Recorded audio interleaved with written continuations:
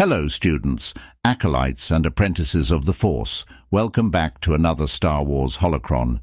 In the labyrinthine corridors of political power and ancient Sith plots, few stories resonate as deeply as the silent game of chess played between Emperor Palpatine, the dark overlord of the galaxy, and Obi-Wan Kenobi, the Jedi Master known for his unwavering dedication to the Force. This is the tale of why Palpatine, the Sith Lord who manipulated the rise and fall of empires, refrained from confronting Obi-Wan Kenobi directly, despite multiple opportunities and seeming reasons to do so. From the onset, Obi-Wan Kenobi emerged as a significant thorn in Palpatine's side.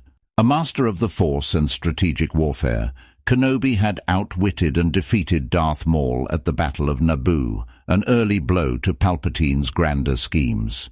This was a moment that the Emperor pondered deeply, recognizing it as a genuine loss to the Sith, cause one that signaled Kenobi's disruptive potential.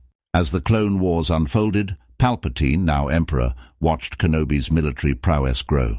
Time and again, General Kenobi triumphed over formidable foes like General Grievous, whom Palpatine had hoped would eradicate the Jedi Master. Yet Kenobi's survival only cemented his image as a capable and persistent adversary. However, in the grander scheme orchestrated by Palpatine, Kenobi was perceived not through a lens of respect or fear, but rather as an irritating impediment to the ultimate victory of the Sith.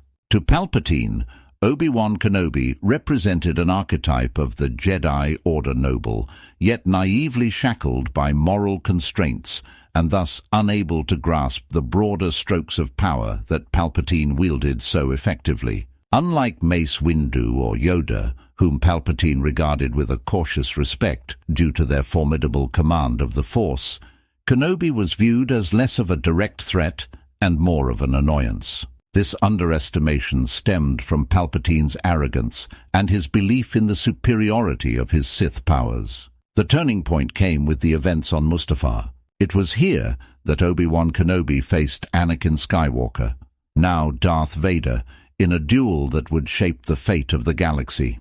Kenobi's victory and the maiming of Vader was a pivotal moment, yet Palpatine's interpretation of these events was skewed by his own hubris. He viewed Vader's defeat not as a testament to Kenobi's skill, but rather as a failure on Vader's part, an error that, while frustrating, did not compel Palpatine to reassess Kenobi's threat level significantly. Following the establishment of the Empire, Palpatine's focus shifted towards consolidating power and crushing the remaining Jedi. His oversight of Kenobi turned into an indirect obsession. While he no longer sought direct confrontation, he fixated on ensuring that Vader would eventually hunt down and eliminate Kenobi. This obsession was rooted in his understanding that as long as Kenobi lived, he posed a symbolic threat, a beacon of hope for those who would resist the Empire.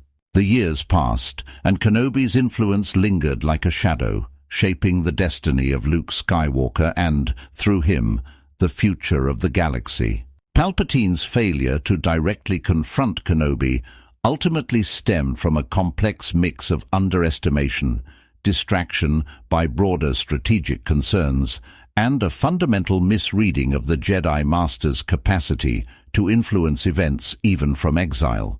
In the end, the Emperor's dismissal of Obi-Wan Kenobi as a direct threat allowed the Jedi Master to lay the groundwork for the Sith's undoing. Palpatine's arrogance, his belief that he was invulnerable and that Kenobi was merely a relic of a bygone era, blinded him to the true danger that lay in the quiet, enduring spirit of the Jedi. It was a miscalculation that would contribute to his ultimate downfall, proving that in the grand tapestry of the Force, even emperors could be undone by their own certainties. Thus, the saga of why Palpatine refused to confront Obi-Wan Kenobi directly unfolds a tale not of fear, but of oversight and arrogance, a reminder that the greatest of enemies are often overlooked until their silent victories echo through the archives of history.